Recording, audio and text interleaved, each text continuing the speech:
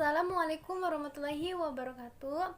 Halo semuanya, perkenalkan nama saya Cici Suryati dengan NIM 210386 dari Prodi PGSD Universitas Primagraha. Baik, di video kali ini Cici bakal memaparkan materi MK Pengantar Pendidikan tentang pengertian, fungsi, dan jenis lingkungan pendidikan. Baik, langsung saja pengertian dan fungsi lingkungan pendidikan. Manusia memiliki sejumlah kemampuan yang dapat dikembangkan melalui pengalaman. Nah, pengalaman itu terjadi karena interaksi manusia dengan lingkungannya, baik lingkungan fisik maupun lingkungan sosial manusia secara efisien dan efektif. Itulah yang disebut sebagai pendidikan. Dan latar tempat berlangsungnya pendidikan itu disebut sebagai lingkungan pendidikan. Yakni khususnya ada 3 lingkungan utama pendidikan. Yang pertama ada keluarga, sekolah, dan masyarakat. Seperti yang teman-teman ketahui bahwa lingkungan pendidikan yang pertama dan utama adalah keluarga.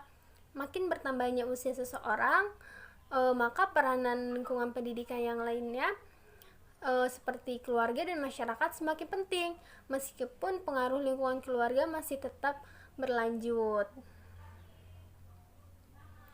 Nah, berdasarkan perbedaan ciri-ciri penyelenggaraan pendidikan pada ketiga lingkungan pendidikan itu, maka ketiganya sering dibedakan sebagai pendidikan informal, pendidikan formal, dan pendidikan non-formal. Pendidikan yang terjadi dalam lingkungan keluarga berlangsung alamiah dan wajar, itu disebut sebagai pendidikan informal. Sebaliknya, jika pendidikan di sekolah adalah pendidikan yang secara sengaja dirancang dan dilaksanakan dengan aturan-aturan yang ketat, seperti harus berjenjang dan berkesinambungan, sehingga disebut sebagai pendidikan formal. Sedangkan pendidikan di lingkungan masyarakat, umpamanya kursus dan kelompok belajar, tidak dipersyaratkan berjenjang dan berkesinambungan, serta dengan aturan-aturan yang lebih longgar, sehingga disebut sebagai pendidikan non-formal. Jadi, baik itu pendidikan informal, pendidikan formal, dan pendidikan non-formal, itu sering dipandang sebagai subsistem dari sistem pendidikan, serta secara bersama-sama menjadikan pendidikan berlangsung seumur hidup. Jadi bahwa secara umum fungsi lingkungan pendidikan adalah membantu peserta didik dalam berinteraksi dengan berbagai lingkungan sekitarnya, baik itu fisik, sosial, dan budaya. Utamanya berbagai sumber pendidikan yang tersedia agar dapat dicapai tujuan pendidikan yang optimal. Baik, selanjutnya terdapat tripusat pendidikan. Tripusat pendidikan ini meliputi keluarga, sekolah, dan masyarakat. Baik, kita akan bahas satu persatu dari tripusat pendidikan ini. Yang pertama ada keluarga. Keluarga merupakan pengelompokan primer yang terdiri dari sejumlah kecil orang karena hubungan semenda dan saudara.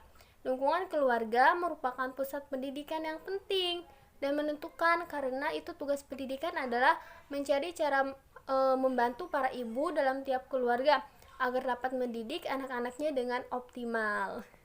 Jadi bisa dibilang ibu adalah madrasah awal bagi anak-anaknya, sehingga peranan keluarga ini sangat penting banget dalam pendidikan.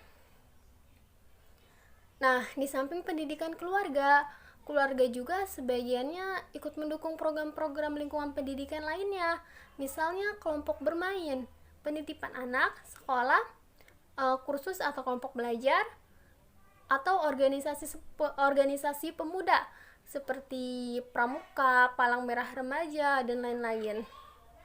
Keikutsertaan keluarga itu dapat pada tahap perencanaan, pemantauan dalam pelaksanaan, maupun dalam evaluasi dan pengembangan, dan dengan berbagai cara, misalnya ada daya, dana, dan sebagainya. Selanjutnya yang kedua yaitu sekolah. Sekolah adalah pendidikan yang secara sengaja dirancang dan dilaksanakan dengan aturan-aturan yang ketat seperti harus berjenjang dan berkesinambungan sehingga disebut sebagai pendidikan formal. Nah, jadi sekolah ini harus berjenjang dan berkesinambungan sehingga disebut sebagai pendidikan formal. Sekolah sebagai pusat pendidikan adalah sekolah yang mencerminkan masyarakat yang maju karena pemanfaatan yang optimal ilmu pengetahuan dan teknologi, tetapi tetap berpijak pada ciri keindonesiaan. Dengan demikian, pendidikan di sekolah sebagiannya secara seimbang dan serasi menjamah aspek kebudayaan, penguasaan pengetahuan, dan pemilikan keterampilan peserta didik. Nah, di dalam sekolah juga terdapat suatu alternatif yang mungkin dilakukan sesuai dengan situasi dan kondisi sekolah. Yang pertama ada pengajaran yang mendidik, yang kedua peningkatan dan pemantapan pelaksanaan program bimbingan dan penyuluhan atau sering kita sebut dengan BP. Yang ketiga, pengembangan perpustakaan sekolah menjadi suatu pusat sumber belajar atau PSB. Yang keempat, peningkatan dan pemantapan program pengolahan sekolah, khususnya yang terkait dengan peserta didik. Selanjutnya yang ketiga ada masyarakat. Pendidikan dapat ditinjau dari 3 segi, yaitu yang pertama, masyarakat sebagai penyelenggara pendidikan, baik yang dilembagakan seperti jalur sekolah dan jalur luar sekolah, maupun yang tidak dilembagakan jalur luar sekolah. Yang kedua ada lembaga-lembaga kemasyarakatan atau kelompok sosial di masyarakat, baik itu langsung maupun tak langsung ikut mempunyai peran dan fungsi edukatif.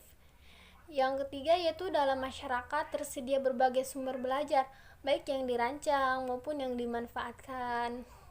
Nah, dari ketiga hal tersebut, yang kedua dan ketiganya lah yang terutama menjadi kawasan dari kegiatan masyarakat sebagai pusat pendidikan.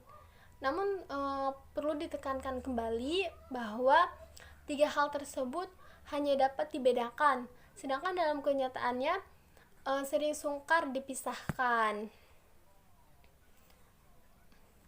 Jadi bahwa fungsi masyarakat sebagai pusat pendidikan sangatlah tergantung pada tahap perkembangan dari masyarakat itu beserta sumber-sumber belajar yang tersedia di dalamnya. Salah satu faktor dalam lingkungan masyarakat yang makin penting perannya yakni media massa. Pada umumnya media massa itu mempunyai 3 fungsi, yakni ada informasi, edukasi, dan rekreasi. Media massa sebagai alat komunikasi dan rekreasi yang menjangkau banyak orang telah menjadi suatu kekuatan pendorong yang besar dalam lingkungan kehidupan orang. Selanjutnya ada pengaruh timbal balik antara tripusat pendidikan terhadap perkembangan peserta didik. Perkembangan peserta didik seperti juga tumbuh kembang anak pada umumnya dipengaruhi oleh berbagai faktor, yakni hereditas, lingkungan proses perkembangan, dan anugerah. Khususnya untuk faktor lingkungan peranan tripusat pendidikan, itulah yang paling menentukan baik secara sendiri-sendiri maupun secara bersama-sama. Dikaitkan dengan 3 poros kegiatan utama pendidikan, yakni membimbing, mengajar, dan melatih. Peran ketiga tripusat pendidikan itu bervariasi, meskipun ketiganya melakukan 3 kegiatan pokok dalam pendidikan tersebut. Kaitan antara tingkat pendidikan dengan 3 kegiatan pendidikan untuk mewujudkan jati diri yang mantap, penguasaan pengetahuan, dan kemahiran keterampilan.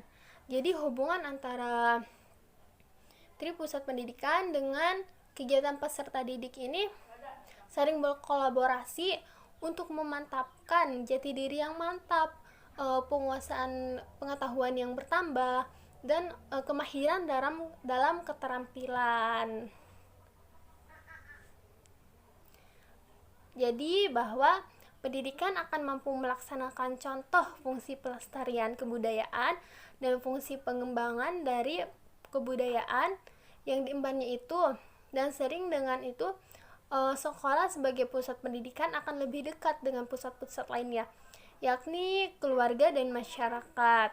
Dengan demikian bahwa Tri Pusat Pendidikan itu diharapkan dapat menunaikan tugasnya untuk membangun manusia Indonesia seutuhnya dan membangun seluruh masyarakat Indonesia. Baik, itu saja yang dapat saya sampaikan. Mohon maaf atas segala kekurangan